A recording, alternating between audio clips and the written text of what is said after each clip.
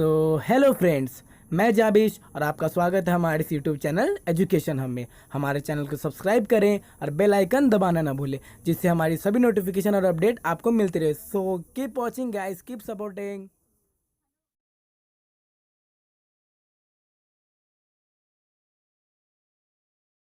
Hello everyone, कैसे हैं आप सब। और आपका बहुत बहुत स्वागत है हमारे इस यूट्यूब चैनल जिसका नाम है जाबिश फिजिक्स। तो आज हम लोग क्लास 11th के एक न्यू चैप्टर या एक न्यू टॉपिक को हम लोग डिस्कस करने वाले हैं जिसका नाम है वेक्टर। ठीक है, तो आज का हमारा टॉपिक है, क्योंकि इससे प्रीवियस जो वीडियोस मैंने डाले हैं उसमें आपका जो चैप्टर है यूनिट एंड मेजरमेंट वो फाइनली कंप्लीट हो चुका है। उसके हर एक टॉपिक्स को हम लोगों ने डील कर लिया है।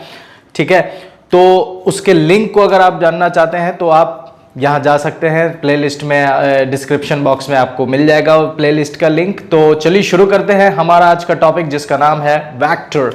तो वेक्टर समझने से पहले कुछ इंट्रोडक्शन समझेंगे।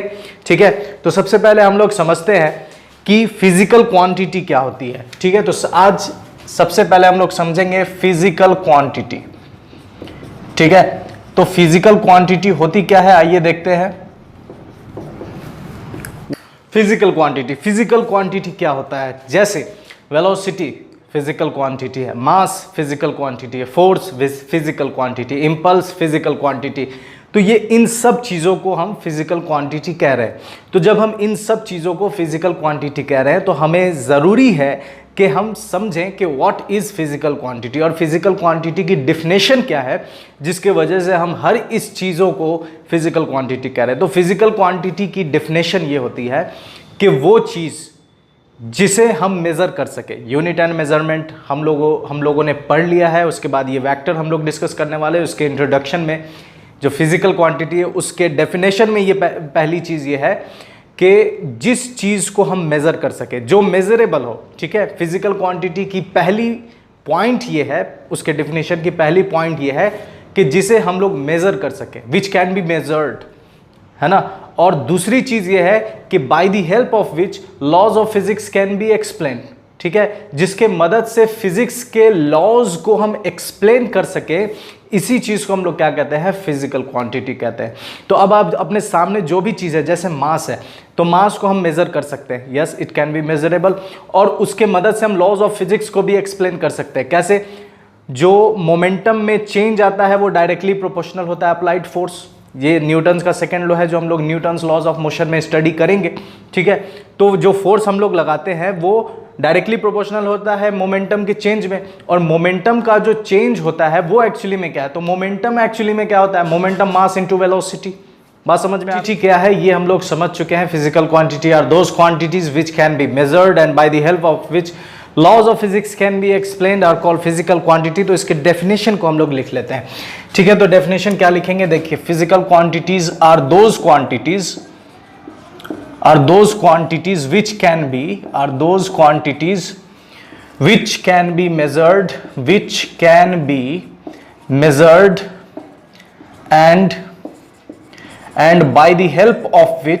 by the help of which laws of physics can be explained। ठीक है, तो उसे क्या कहेंगे हम लोग? फिजिकल क्वांटिटी कहेंगे। ठीक है, एग्जाम्पल क्या ले लेते हैं इसका? तो एग्जाम्पल ले लेते हैं मास, फोर्स, ठीक है, एटसेट्रा। जो भी उठाएंगे वो सब का सब फिजिकल क्वांटिटी होगा। अब हम लोग डिस्कस करेंगे कि फिजिकल क्वांटिटी के टाइप्स क्या हैं। ठीक है, तो अब देखिए, अब हम लोग स्टडी करने वाले हैं टाइप्स ऑफ फिजिकल क्वांटिटी। तो इसके कितने टाइप होते हैं? ठीक है, तो टाइप में देखिए इसके कितने टाइप्स होते हैं। तो पहला होता है स्केलर क्वांटिटी। ठीक है, स्केलर क्वांटिटी। और दूसरा होता है वेक्टर क्वांटिटी। ठीक है, तो फिजिकल क्वांटिटी क्या है ये चीज हम लोग समझ चुके हैं कि जिस क्वांटिटी को आप मेजर कर सकते हैं और जिसके मदद से लॉज ऑफ फिजिक्स को आप एक्सप्लेन कर सकते हैं उसे क्या कहेंगे? फिजिकल क्वांटिटी कहेंगे। फिजिकल क्वांटिटी कितने टाइप के होते हैं? तो दो टाइप के, scalar quantity and vector quantity. तो चलिए डिस्कस करते हैं स्केलर क्वांटिटी क्या होता है। ठीक है, तो अब हमारा जो टॉपिक है वो है स्केलर क्वांटिटी। ठीक है, तो स्केलर क्वांटिटी से आप परिचित होंगे। स्केलर क्वांटिटी देखिए, इस क्वांटिटी के लिए बस आपको दो चीज की जरूरत है। दो चीज अगर आप इसके बारे में बता देते हैं तो इसका कंप्लीट नॉलेज आपको मिल जाता है। ठीक है, तीसरी की जरूरत नहीं होती। वो तीसरा क्या है वो हम लोग डिस्कस करेंगे अभी। देखिए, सबसे पहले एग्जाम्पल के तौर पे आप किसी ग्रोसरी की शॉप में जाते हैं और कहते हैं मुझे 5 किलोग्राम्स ऑफ शुगर चाहिए, 5 केजी चीनी चाहिए। ठीक है, तो आपने उससे क्या कहा? ठीक है, आपने कहा मुझे 5 किलोग्राम चीनी। ठीक है, 5 केजी चीनी, इतना ही कहा, उसने आपको 5 केजी चीनी दे दी। तो आपने जो एक्चुअल में जो उसके सामने कहा है वो क्या है? 5 किलोग्राम शुगर। तो यहां पर जो 5 है और यहां पर जो केजी है, 5 यहां पर क्या है? डिजिट। केजी यहां पर क्या है? यूनिट। ठीक है, डिजिट एक्चुअली में किस चीज को बता रहा है? तो डिजिट आपको बता रहा है किस चीज के बारे में? तो मैग्नीट्यूड के बारे में। मैग्नीट्यूड क्या होता है? तो मैग्नीट्यूड कहने का मतलब नंबर या वैल्यू। ठीक है, और यूनिट जो होगा वो यूनिट एक्चुअली में किस चीज को बताएगा? तो यूनिट बताएगा कि आपने जिस चीज की डिमांड करी है उसका मेजरमेंट कैसे हो।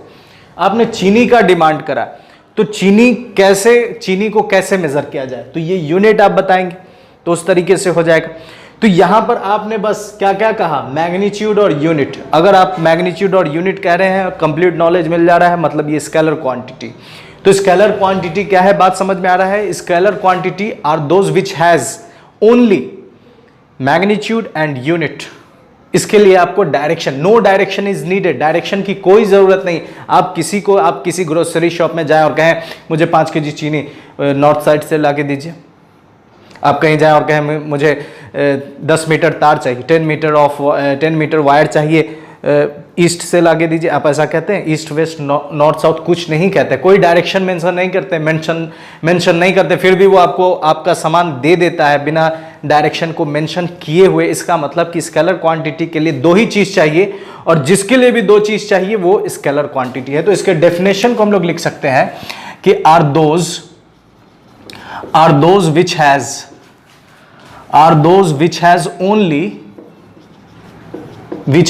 only magnitude and unit। Magnitude और यूनिट है तो वो स्केलर क्वांटिटी है। बात समझ में आ रहा है? अब एक एग्जांपल और इसके बारे में आपको कंप्लीट नॉलेज मिल जाएगा। क्या है देखिए, जैसे एग्जांपल के तौर पे आप किसी राशन के दुकान के मालिक हैं और आप कहीं जाते हैं और आपका स्टाफ आपको कॉल करता है कि सर आपने जो चीनी के जो बोरा है, उनको जो बैग्स हैं उसे जो ऑर्डर करा था वो डिलीवरी लेकर आ गया। आप पूछते हैं ठीक है कितने बोरे हैं? तो वो कहता है 5 बैग्स है सर चीनी के। तो वो कहता है कि ठीक है आप उसे रख लीजिए, मैं आता हूँ तो फिर देखता हूँ। तो आपने स्टाफ को ऑर्डर दिया कि 5 बोरा जो चीनी आया है उसे रख लो। वो 5 बोरा चीनी कितना है देख लीजिए। ठीक है, यहाँ पर 10 केजी है, एक बोरा 10 किलोग्राम का है, एक बोरा 15 किलोग्राम का है, एक बोरा 20 किलोग्राम का है। ठीक है, एक बोरा 5 किलोग्राम का है और एक बोरा 3 किलोग्राम का है। टोटल कितना हो गया? तो टोटल हो गया 20, 20, 40, 10, 50 और टोटल 53 केजी। ठीक है, टोटल मास कितना आ गया? 53 किलोग्राम। आपका मालिक, आपने अपने स्टाफ को कॉल करा और पूछा कि ज़रा बताओ तो टोटल चीनी कितना है? तो वो कहेगा सर 5 बैग है और पाँचों बैग मिलाकर 53 केजी, 53 केजी मास है। फिर जब आप जाते हैं और स्टाफ से पूछते हैं कि कितने बैग्स हैं, तो वो कहता है सर 4 बैग ही रह गए। ठीक है, मतलब अभी कितना मास है? तो आप जब पहुंचते हैं तो वो कहता है कि मास अब जो है वो कितना है एक्चुअली में 50 केजी। तो आप उससे सवाल करेंगे कि जब फोन पे तुमने 53 कहा था, अभी कह रहे हो कि 50 केजी है, तो वो कहेगा सर मैंने एक बोरा बेच दिया है, एक बैग बेच दिया है, 3 केजी वाला बैग बेच दिया है। तो यहां पर जो मेरा मुद्दा है आपको बताने का वो ये है कि जब बैग्स आए, इस बैग्स में क्या है? चीनी के किस चीज के बारे में बता रहा है? तो मैग्नीट्यूड के बारे में बता रहा है कि चीनी के किस चीज को बता रहा है? तो चीनी के मास को बता रहा है कि मास कितना है। तो यहां पर टोटल मास कितना था? 53 केजी। आप जब आए तो उसने कहा 50 केजी। तो यहां पर जो एडिशन और सब्सट्रैक्शन हमने मास के लिए किया है कि जब वो आया तो 53 केजी, जब वो बेच दिया तो 50 केजी। तो यहाँ पर जो एडिशन के लिए हमने मास के लिए जो हमने ऑपरेशन किया है, एडिशन और सब्सट्रैक्शन किया है, ये सिंपल है। आया तो ऐड किए, गया तो माइनस किए। तो ये जो सिंपल ऑपरेशन हम लोगों ने इसके लिए करा है, इस ऑपरेशन को हम लोग अलजेब्रिक मेथड कहते हैं मैथ्स के टर्म में। सिंपल जो हम लोग कैलकुलेशन करते हैं, ऑपरेशन ऑफ मैथमेटिक्स जो यूज़ करते हैं, इसे हम लोग अलजेब्रा कहते हैं। तो इसका मतलब यह है मास कैसा क्वांटिटी है, स्केलर क्वांटिटी, और स्केलर क्वांटिटी के लिए जो आप ऑपरेशन करेंगे वो कैसा होगा, तो जो आप ऑपरेशन करेंगे वो अलजेब्रिक होगा। तो यहां पर हम लोग एक पॉइंट और ऐड कर सकते हैं कि स्केलर्स आर एडेड और सब्ट्रैक्टेड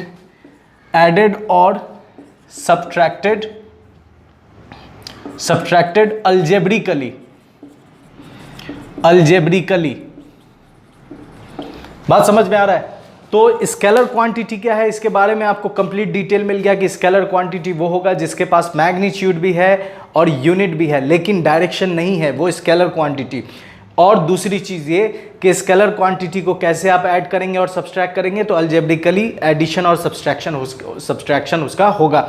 तो इस डिटेल से हमें क्या पता चल रहा है, एक रिमार्केबल चीज़ पता चल रहा है। क्या पता चल रहा है? देखिए, अगर आपसे कोई पूछे कि भाई ये एक ऐसा क्वांटिटी है जिसके पास मैग्नीट्यूड भी है, जिसके पास डायरेक्शन भी है, ठीक है, तो आप फिर भी वो स्केलर क्वांटिटी है, या आपको कंफ्यूजन हो रहा है कि वो स्केलर है या वेक्टर है, आपको कंफ्यूजन हो रहा है, तो आप ये वाला डेफिनेशन अगर काम ना करे, कुछ एक्सेप्शन ऐसे हैं जहां वो डेफिनेशन ऊपर वाला काम नहीं करता है, तो आप ये वाला मेथड अप्लाई करें, उसे जोड़ के देखिए कि वो जुड़ कैसे रहा है। अगर वो अलजेब्रिकली जुड़ रहा है या घट रहा है तो डेफिनेटली कि वो स्केलर क्वांटिटी है। फॉर एग्जांपल क्या है? फॉर एग्जांपल देखिए, करंट के पास क्या है, करंट अगर हम लेते हैं तो करंट के पास आप जानते हैं कि करंट के पास मैग्नीट्यूड भी है 5 एम्पियर, डिजिट मैग्नीट्यूड यूनिट, और इसका डायरेक्शन होता है नेगेटिव टू पॉजिटिव, नेगेटिव, ये इसका डायरेक्शन होता है। तो आपको पता है, तो आपसे कोई भी, आप किसी से भी पूछ सकते हैं, बताओ करंट कैसा क्वांटिटी है? करंट के पास मैग्नीट्यूड भी है, डायरेक्ट यूनिट भी है, और उसके पास डायरेक्शन भी है, पॉजिटिव नेगेटिव। तो क्या वो स्केलर है या वेक्टर है? तो वो कहेगा ओ डायरेक्शन भी है, वेक्टर क्वांटिटी। आप कहेंगे बिल्कुल गलत कहा तुमने। कैसे गलत कहा? देखिए, यहां पर एक तार है, यहां से करंट आता है 5 एम्पियर, यहां से करंट आता है 5 एम्पियर। यहां पर आप एक एमीटर लगा दें, तो जब आप एमीटर लगाएंगे तो आप क्या उम्मीद करते हैं? 5 एम्पियर है, दोनों एक दूसरे को कैंसिल कर देगा। क्यों कैंसिल करेगा? क्योंकि डायरेक्शन अपोजिट है, इस वजह से कैंसिल करेगा। ठीक है, जैसे किसी को हम 10 न्यूटन से इधर धक्का दे रहे हैं, वो भी हमको 10 न्यूटन से इधर धक्का दे रहा है, तो हम दोनों बीच में ही रहेंगे क्योंकि दोनों के फोर्स एक दूसरे को कैंसिल कर दे रहे हैं। यहाँ पर 5 एम्पियर, यहाँ पर 5 एम्पियर, आप कहते हैं डायरेक्शन है, इस वजह से आप उम्मीद करते हैं कि ये दोनों एक दूसरे को कैंसिल कर देगा। लेकिन एमीटर में जो रीडिंग आता है वो बताता है कि यहाँ पर इस तार से जो करंट जारी है वो कितनी है? 10 एम्पियर। आपका तो यहाँ ये कैसे जुड़ा? 5 + 5 10 एम्पियर, डायरेक्शन से कोई मतलब नहीं है। तो करंट यहाँ पर कैसा क्वांटिटी हो गया? Scalar quantity. इसके पास सब कुछ है, मैग्नीट्यूड, डायरेक्शन, यूनिट सब है, फिर भी ये स्केलर है। क्यों स्केलर है? क्योंकि ये कैसे जुड़ा? अलजेब्रिकली जुड़ा।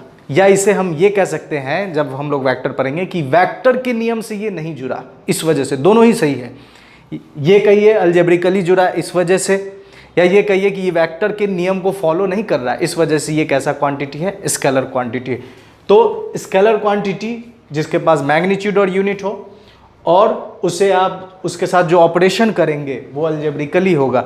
स्केलर को समझने के बाद अब हम लोग समझेंगे इसके दूसरे टाइप को, वो है वेक्टर क्वांटिटी। तो स्केलर के बारे में जितना डिटेल मैंने दिया है उससे आप उम्मीद लगा सकते हैं, अंदाज़ा लगा सकते हैं कि वेक्टर क्वांटिटी क्या होगी।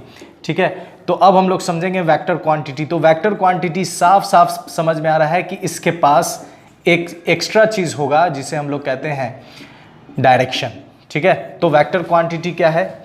जैसे अगर आपसे पूछा जाए, जैसे आप खड़े हैं और कोई चोर आता है और मास्टर की लगाता है और किसी का बाइक लेकर निकल जाता है, और आप देखते हैं कि वो इतने की स्पीड से गया, और वो आदमी आता है और पूछता है तुमने मेरी बाइक देखी? आप कहेंगे कि हाँ देखी है, वो भागा है स्पीड से। ठीक है, तो पूछेगा कितने की स्पीड से? तो आप कहेंगे 50-60 की स्पीड से गया है।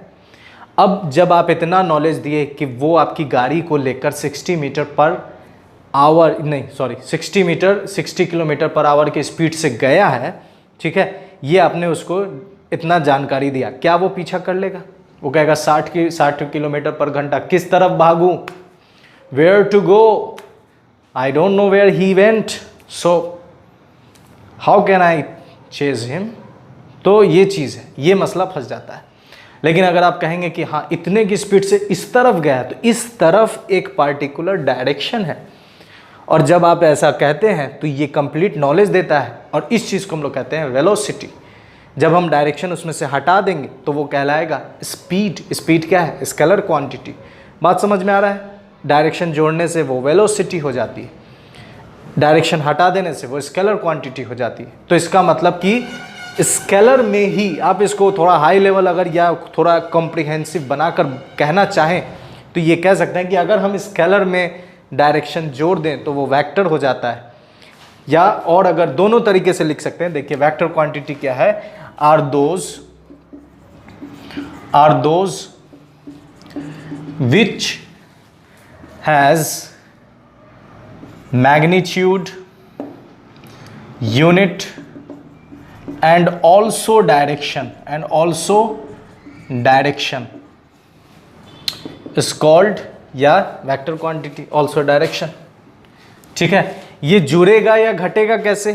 तो इसके लिए आपको, ठीक है, इसके लिए आपको इसका ये कहता है कि मैं ऐसे नहीं जुड़ने वाला। ठीक है, वेक्टर ये कहता है कि मैं ऐसे नहीं जुड़ने वाला, मुझे जोड़ घट, मेरे साथ जोड़ घटाओ मल्टीप्लाई कुछ भी करना है तो मेरा नियम है, मैं बताऊंगा कि वो कैसे होगा।